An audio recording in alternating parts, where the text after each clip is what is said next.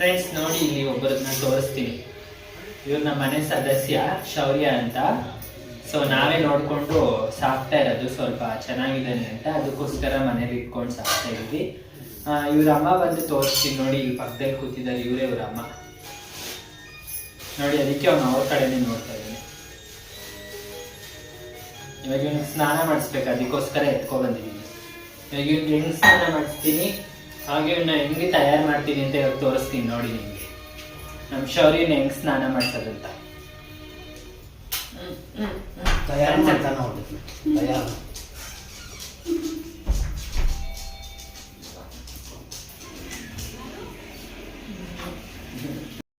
ನನಗೇನಾದರೂ ಕೊಡ್ತೀನಿ ಅಂತ ಅವನು ಇಲ್ಲಿ ಬರ್ತಾ ಇದ್ದಾನೆ. ಪಾಪ ಅವನಿಗೆ ಗೊತ್ತಿಲ್ಲ, ಆದರೆ ಸ್ನಾನ ಮಾಡ್ಸಕ್ಕೆ ಕರ್ಕೊಂಡು ಹೋಗ್ತಾ ಇದ್ದೀನಿ ಅಂತ. ಆದರೂ ಅವನೇನು ಜಾಸ್ತಿ ಗಲಾಟೆ ಮಾಡೋದಿಲ್ಲ, ಸ್ನಾನ ಮಾಡ್ಬೇಕಾದ್ರೆ ಎಲ್ಲ ಸ್ವಲ್ಪ ಒದ್ಲಾಡ್ತಾನೆ ಅಷ್ಟೇ. ಹಾಗೆ ನಾನಿಲ್ಲಿ ಇವ್ನಿಗಿದೆ ಶ್ಯಾಂಪೂನ ನಾನು ಯೂಸ್ ಮಾಡೋದು. ಇದು ನಾಯಿ ಮತ್ತು ಬೆಕ್ಕು ಎರಡಕ್ಕೂ ಸಹ ನೀವು ಯೂಸ್ ಮಾಡ್ಬೋದು. ನನಗೆ ರಿಸಲ್ಟ್ ಚೆನ್ನಾಗಿದೆ. ಈಗ ನೋಡಿ, ಇಲ್ಲಿ ಅವನಿಗೆ ಪೂರ್ತಿಯಾಗಿ 2 ಬಕೆಟ್ ನೀರನ್ನ ಇಟ್ಕೊಂಡಿದ್ದೀನಿ. ಇದು ನಾನು ಬಿಸಿನೀರಲ್ಲಿ ಮಾಡಿಸ್ತಾ ಇರೋದು, ಅಂದರೆ ಒಂದು ಸ್ವಲ್ಪ ಉಗುರು ಬೆಚ್ಚಗಿರೋವಂಥ ನೀರು. ನಾವು ಈ ರೀತಿ ಒಲೆಯಲ್ಲಿ ಕಾಯಿಸ್ಕೊಂಡು ಅವನಿಗೆ ಸ್ನಾನ ಮಾಡಿಸ್ಕೊಳ್ತೀನಿ. ಅಂದರೆ ನಾನು 15 ಡೇಸ್ ಒನ್ಸ್ ಮಾಡಿಸ್ತೀನಿ ಈ ಥರ. ನೀವು ಮಂತ್ಲಿ 2 ಟೈಮ್ಸ್ 3 ಟೈಮ್ಸ್ ಮಾಡಿಸ್ಕೋಬೋದು ದೊಡ್ಡ ಬ್ರೀಡ್ ಆದರೆ.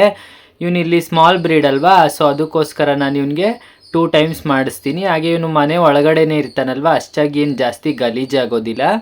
ಆದರೂ ನಾನು ಸುಮ್ಮನೆ ಬೇಡ ಅಂತ, ಹೇರ್ ಎಲ್ಲ ಚೆನ್ನಾಗಿರಲಿ ಅವನದು ಅಂದ್ಬಿಟ್ಟು ಯಾವಾಗಲೂ 2 ಟೈಮ್ಸ್ ಮಾಡಿಸ್ತೀನಿ ಮಂತ್ಲಿ.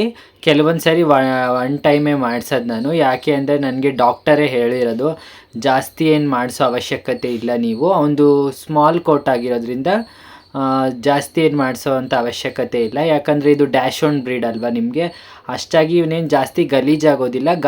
ಅಂದರೆ ಬಾಟಮ್ ಅಂದರೆ ಕಾಲುಗಳೇ ಜಾಸ್ತಿ ಒಂದು ಸ್ವಲ್ಪ ಗಲೀಜಾಗುತ್ತೆ. ಸೊ ಫೈನಲಾಗಿ ಎಲ್ಲ ಚೆನ್ನಾಗಿ ಅವನಿಗೆ ಈ ರೀತಿ ತಿಕ್ಕಿ ಉಜ್ಜಿ ಸ್ನಾನ ಮಾಡಿಸ್ಕೊಳ್ತಾ ಇದ್ದೀನಿ. ನೋಡ್ತಾ ಇದ್ಬೋದು ನೀವು ಅವ್ನ ಪಾಪ ಎಷ್ಟು ನೀಟಾಗಿ ಮಾಡಿಸ್ಕೊಳ್ತಿದ್ದಾನೆ ಅಂತ. ಹಾಗೆ ನೋಡಿ, ಈ ರೀತಿ ತುಂಬ ಸರಿ ಮಾಡ್ತಾನೆ ಅವನು. ಪಾಪ ಅವನಿಗೆ ಗೊತ್ತಾಗೋದಿಲ್ಲ, ಅದಕ್ಕೋಸ್ಕರ ನಾನು ಈ ರೀತಿ ನಿಧಾನವಾಗಿ ಚೆನ್ನಾಗಿ ಉಜ್ಜಿ ಸ್ನಾನ ಮಾಡಿಸ್ತೀನಿ. ಹಾಗೆ ಅವನೇನು ಜಾಸ್ತಿನೂ ಗಲಾಟೆ ಮಾಡೋದಿಲ್ಲ. ಸ್ವಲ್ಪ ತಲೆ ಹತ್ರ ಮುಟ್ಟಿದಾಗ ಮಾತ್ರ ಅವ್ನು ಸ್ವಲ್ಪ ಗಲಾಟೆ ಮಾಡ್ತಾನೆ ಅಷ್ಟೇ. ಯಾಕಂದರೆ ನಾಯಿಗಳಿಗೆ ಕಿವಿಯೊಳಗೆ ಸ್ವಲ್ಪ ನೀರು ಹೋದರೆ ಅವ್ರಿಗೆ ಇರಿಟೇಟ್ ಆದಂಗೆ ಆಗುತ್ತೆ. ಸೊ ಅದಕ್ಕೋಸ್ಕರ ಅವನು ಸ್ವಲ್ಪ ಈ ರೀತಿ ಹಠ ಮಾಡ್ತಾನೆ ಅಷ್ಟೇ. ಅದು ಬಿಟ್ಟರೆ ಇನ್ನೇನಿಲ್ಲ, ಜಾಸ್ತಿ ಎಲ್ಲ ಹಠ ಮಾಡಲ್ಲ. ಸೊ ಅವ್ನು ಸ್ವಲ್ಪ ನಮ್ಮ ಹತ್ರ ಮಗು ಥರನೇ ಬಿಹೇವ್ ಮಾಡ್ತಾನೆ. ಜಾಸ್ತಿ ಅಂದರೆ ಅವನು ಮನೆ ಒಳಗಡೆ ಯಾರನ್ನೂ ಬರೋದಕ್ಕೆ ಬಿಡೋದಿಲ್ಲ, ಅದೊಂದೇ ಒಂದಷ್ಟೇ. ಮತ್ತು ತುಂಬ ಬೊಗಳುತ್ತಾನೆ ಯಾರಾದರೂ ಬಂದರೆ. ಅದು ಬಿಟ್ಟರೆ ನಮ್ಮ ಹತ್ರ ಎಲ್ಲ ಜಾಸ್ತಿ ಏನಿಲ್ಲ.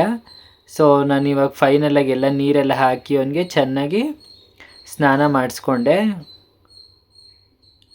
ಮುಖದ ಹತ್ರನೂ ಸ್ವಲ್ಪ ಅವನಿಗೆ ಗಲೀಜಾಗಿತ್ತು, ಅದಕ್ಕೋಸ್ಕರ ಮತ್ತೆ ನಾನಿಲ್ಲಿ ಸ್ವಲ್ಪ ಶ್ಯಾಂಪು ಹಾಕಿ ಫೇಸು ಮತ್ತು ಕಿವಿನ ತೊಳ್ಕೊಳ್ತಾ ಇದ್ದೀನಿ. ಇದ್ರದ್ದು ಕಿವಿ ಲಾಂಗ್ ಏರ್ಸ್ ಇರೋದ್ರಿಂದ ಸೊ ಪರವಾಗಿಲ್ಲ, ಮೇಂಟೈನ್ ತುಂಬ ಕಮ್ಮಿ.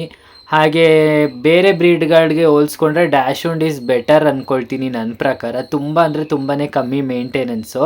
ಯಾಕಂದರೆ ನಿಮಗೆ ಜಾಸ್ತಿ ಮೇಂಟೆನೆನ್ಸ್ ಏನು ಆಗೋದಿಲ್ಲ ಅಷ್ಟೊಂದು, ಮತ್ತು ಎಕ್ಸ್ಪೆನ್ಸಿವು ಆಗೋದಿಲ್ಲ ಅಂತ ಅಂದ್ಕೊಳ್ತೀನಿ. ಯಾಕಂದರೆ ನನಗೇನು ಅಷ್ಟೊಂದು ಎಕ್ಸ್ಪೆನ್ಸಿವ್ ಅಂತ ಯಾವತ್ತೂ ಅನಿಸಿಲ್ಲ. ಎಕ್ಸ್ಪೆನ್ಸಿವ್ ಅನ್ನೋ ಮಾತಲ್ಲ, ಸೊ ನನಗೆ ಯಾವತ್ತು ಜಾಸ್ತಿ ತಿಂಗಳಿಗೆ 5,000 6,000 ಆ ಥರ ಎಲ್ಲ ಖರ್ಚಾಗಿಲ್ಲ. ಸೊ ಅವ್ನು ಜಾಸ್ತಿನೂ ಏನೂ ತಿನ್ನೋದಿಲ್ಲ, ಕಡಿಮೆನೇ ತಿನ್ನೋದು, ಕಡಿಮೆ ಡಯೆಟು. ಸೊ ಡಯೆಟ್ ಪ್ಲಾನ್ ಸಾಕು ಅಷ್ಟೇ. ಏನೇನು ಹಾಕ್ತೀನಿ ಅಂತ ನಾನು ನೆಕ್ಸ್ಟ್ ವೀಡಿಯೋದಲ್ಲಿ ಹೇಳ್ತೀನಿ. ಫೈನಲಾಗಿ ಈಗ ಎಲ್ಲ ಅವನಿಗೆ ನೀಟಾಗಿ ಸ್ನಾನ ಮಾಡಿಸಿ ತೊಳೆಸಿ ಸ್ವಲ್ಪ ಡ್ರೈ ಮಾಡಬೇಕಾಗಿತ್ತು. ಯಾಕಂದರೆ ಸ್ನಾನ ಮಾಡಿಸಿದ ತಕ್ಷಣ ನಾನು ಒಂದು ಬಟ್ಟೆ ತೊಗೊಂಡು ನೋಡಿ, ಟವಲ್ನೇ ತೊಗೊಂಡು ನೀವು ನೀಟಾಗಿ ಒರೆಸ್ಕೋಬೇಕಾಗುತ್ತೆ. ಯಾಕಂದರೆ ಅವ್ನು ಸ್ಮಾಲ್ ಬ್ರೀಡ್ ಅಲ್ವಾ, ಸೊ ನಂಗೆ ಸ್ವಲ್ಪ ಈಸಿ ಮತ್ತು ಬೇಗ ಒಣಗಿಬಿಡ್ತಾನೆ. ಸೊ ಅದಕ್ಕೋಸ್ಕರ ನಾನಿಲ್ಲಿ ಟೆರಸ್ ಮೇಲೆ ಕರ್ಕೊಬಂದು ಅವನ್ನ ಚೆನ್ನಾಗಿ ಒರೆಸ್ಕೊಳ್ತಾ ಇದ್ದೀನಿ. ಅವ್ನಿಗೆ ಫುಲ್ಲು ಖುಷಿ ಆಗಿಬಿಟ್ಟಿದೆ ನಾನು ಟೆರಸ್ ಮೇಲೆ ಕರ್ಕೊಬಂದಿದ್ದೀನಿ ಅಂತ. ಅದಕ್ಕೆ ನೋಡಿ ಈ ರೀತಿ ಓಡ್ತಾ ಇದ್ದಾನೆ ಅವನು. ಯಾಕಂದರೆ ನಾನು ಜಾಸ್ತಿ ಟೆರೆಸ್ ಮೇಲೆ ಕರ್ಕೊಬರೋಕ್ಕಾಗಲ್ಲ. ಯಾಕಂದರೆ ನಮ್ಮ ಟೆರಸ್ಸು ತುಂಬ ಮೇಲ್ಗಡೆ ಇರೋದ್ರಿಂದ ನನಗೆ ಸ್ವಲ್ಪ ಭಯ ಅವ್ನು ಕೆಳಗಡೆ ಬಂದುಬಿಡ್ತಾನೆ ಅಂತ. ಅವ್ನಿಗಿಲ್ಲಿ ಫುಲ್ ಖುಷಿ ಆಗಿಬಿಟ್ಟಿದೆ ನಾನು ಮೇಲೆ ಕರ್ಕೊಬಂದಿದ್ದೀನಿ ಅಂತ. ಅದಕ್ಕೆ ಸ್ವಲ್ಪ ಪ್ಲೇಯಿಂಗ್ ಅಂದರೆ ಆಟ ಆಡಿಸ್ತಿದ್ದೆ ಅವನ್ನ. ಸೊ ಯಾಕಂದರೆ ಅವನು ಸ್ವಲ್ಪ ಸ್ನಾನ ಬೇರೆ ಮಾಡಿದ್ನಲ್ವಾ, ಸೊ ಅದಕ್ಕೋಸ್ಕರ ನಾನಿಲ್ಲಿ ಸ್ವಲ್ಪ ಒಣಗಲಿ ಅವನು ಅಂತ ಸ್ವಲ್ಪ ಆಟ ಆಡಿಸ್ತಾ ಇದ್ದೀನಿ. ನಂತರ ನಾನಿಲ್ಲಿ ನೋಡ್ತಾ ಇರ್ಬೋದು ನೀವು, ಹೂವು ಕಟ್ಕೊಳ್ತಾ ಇದ್ದೀನಿ. ಯಾಕಪ್ಪ ಹೂವು ಕಟ್ತಾ ಇದ್ದೀನಿ ಅಂದರೆ ಆಲ್ರೆಡಿ ತಂಬ್ಲೈನ್ ಸಹ ನೀವು ನೋಡಿರ್ತೀರ. ಇವತ್ತು ಶ್ರೀ ಗುರು ರಾಘವೇಂದ್ರ ಸ್ವಾಮಿಗಳ ವರ್ಧಂತಿ ಹೌದು. ಸೊ ಹಂಗಂದಕ್ಕೋಸ್ಕರ ನಾನಿಲ್ಲಿ ಹೂವನ್ನ ಕಟ್ಕೊಳ್ತಾ ಇದ್ದೀನಿ. ಆಲ್ಮೋಸ್ಟ್ ನಾನು ತುಂಬ ಕಡೆ ಹುಡುಕ್ದೆ ಹೂವನ, ಎಲ್ಲೂ ನನಗೆ ಕಟ್ಟಿರೋವಂಥ ಹೂವು ಸಿಗಲೇ ಇಲ್ಲ ಇವತ್ತು. ಸೊ ಅದಕ್ಕೋಸ್ಕರ ನಾನು kg ಲೆಕ್ಕದಲ್ಲೇ ಹೂವು ಸಿಕ್ತು. ಸೊ ಅದನ್ನೇ ತೊಗೊಬಂದೆ, ಯಾಕಂದರೆ ನನಗೆ ಅಷ್ಟಾಗಿ ಕಟ್ಟೋದಕ್ಕೆ ಬರೋದಿಲ್ಲ ಹೂವು.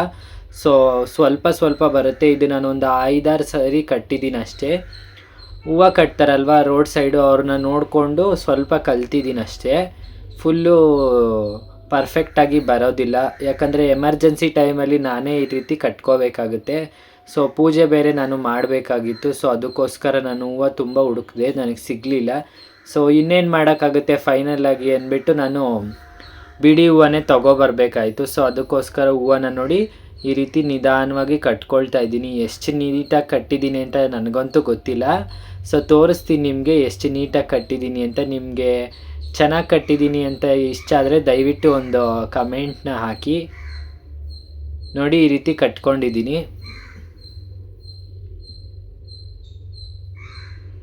ಅಂದರೆ ನನಗೆ ಸಾಮಂತಿಗೆ ಹೂವು ಬಿಟ್ಟರೆ ಬೇರೆ ಹೂವನ್ನ ಕಟ್ಟೋದಕ್ಕೆ ಬರಲ್ಲ ನನಗೆ ಅಷ್ಟಾಗಿ, ಯಾಕಂದರೆ ಅವರು ತುಂಬ ಸ್ಕಿಲ್ಸ್ ಕಲ್ತಿರ್ತಾರೆ, ತುಂಬ ಚೆನ್ನಾಗಿ ಕಟ್ತಾರೆ. ಅಷ್ಟು ಚೆನ್ನಾಗಿ ನನಗೆ ಕಟ್ಟೋದಕ್ಕೆ ಬರಲ್ಲ.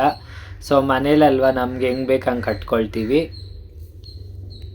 ಹಾಗೆ ಇಲ್ಲಿ ನಾನು ಪೂಜೆ ಬೇರೆ ಮಾಡ್ಕೋಬೇಕಿತ್ತಲ್ವ, ಸೊ ಅದಕ್ಕೋಸ್ಕರ ರಾಯರ್ ಫೋಟೋಗೆ ಹೂವನ್ನ ಹಾಕ್ತಾಯಿದ್ದೀನಿ. ಸೊ ನಾನೇ ಕಟ್ಟಿರುವಂಥ ಹೂವು ಹಾಕಿರೋದ್ರಿಂದ ಸ್ವಲ್ಪ ಮನಸ್ಸಿಗೆ ಏನೋ ಒಂಥರ ಸಮಾಧಾನ. ಸೊ ನಂತರ ಇಲ್ಲಿ ನಾನು ಮಲ್ಲಿಗೆ ಹೂವನ್ನ ಹಾಕ್ಕೊಳ್ತಾ ಇದ್ದೀನಿ. ಹಾಗೆ ನನಗೆ ಇವತ್ತು ಸ್ವಲ್ಪ ತುಳಸಿ ಸಿಗಲಿಲ್ಲ, ಸೊ ಅದೂ ಸಹ ಖಾಲಿ ಆಗೋಗಿತ್ತು. ಸೊ ಅದಕ್ಕೋಸ್ಕರ ನಮ್ಮ ಮನೇಲಿ ಬಿಟ್ಟಿರುವಂಥ ಪಾಟಲ್ಲಿರುವಂಥ ತುಳಸಿನೇ ನಾನು ಇಲ್ಲಿ ಸ್ವಲ್ಪ ಕಟ್ ಮಾಡಿ ರಾಯರ್ಗೆ ಇಡ್ತಾಯಿದ್ದೀನಿ.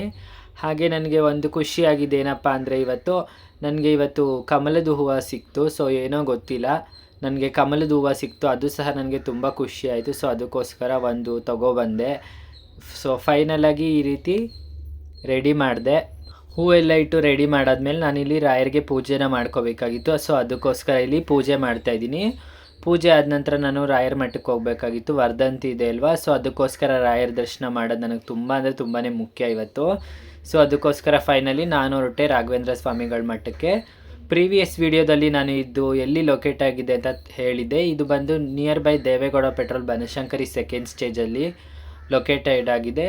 ನಿಯರ್ ಬೈ ಕಿಮ್ಸ್ ಮೆಡಿಕಲ್ ಸ್ಟೂಡೆಂಟ್ದು ಟ್ರೈನಿಂಗ್ ಸೆಂಟರ್ ಇದೆ. ಸೊ ಅಲ್ಲೇ ಇದು ಲೊಕೇಟೆಡ್ ಆಗಿರೋದು. ಫೈನಲಿ ನಾನು ರಾಯರ ದರ್ಶನ ಮಾಡಿದೆ. ಫ್ರೆಂಡ್ಸ್, ಇವತ್ತಿನ ಈ ಒಂದು ವಿಡಿಯೋ ನಿಮಗೆ ಇಷ್ಟ ಆಗಿದರೆ ದಯವಿಟ್ಟು ನನ್ನ ಒಂದು ಯೂಟ್ಯೂಬ್ ಚಾನಲ್ನ ಸಬ್ಸ್ಕ್ರೈಬ್ ಮಾಡಿ, ಲೈಕ್ ಮಾಡಿ, ಹಾಗೆ ಶೇರ್ ಮಾಡಿ. ನಿಮ್ಮ ಅನಿಸಿಕೆಗಳನ್ನ ಕಮೆಂಟ್ ಮುಖಾಂತರ ತಿಳಿಸಿ ಅಂತ ಕೇಳ್ಕೊಳ್ತಾ, ಮತ್ತಷ್ಟು ವಿಡಿಯೋದೊಂದಿಗೆ ನಿಮ್ಮನ್ನ ಎಂಟರ್ಟೈನ್ ಮಾಡ್ತೀನಿ ಅಂತ ಕೇಳ್ಕೊಳ್ತಾ, ಮತ್ತಷ್ಟು ವಿಡಿಯೋದೊಂದಿಗೆ ಬರ್ತೀನಿ. ಎಲ್ಲರಿಗೂ ಟೇಕ್ ಕೇರ್, ಧನ್ಯವಾದಗಳು.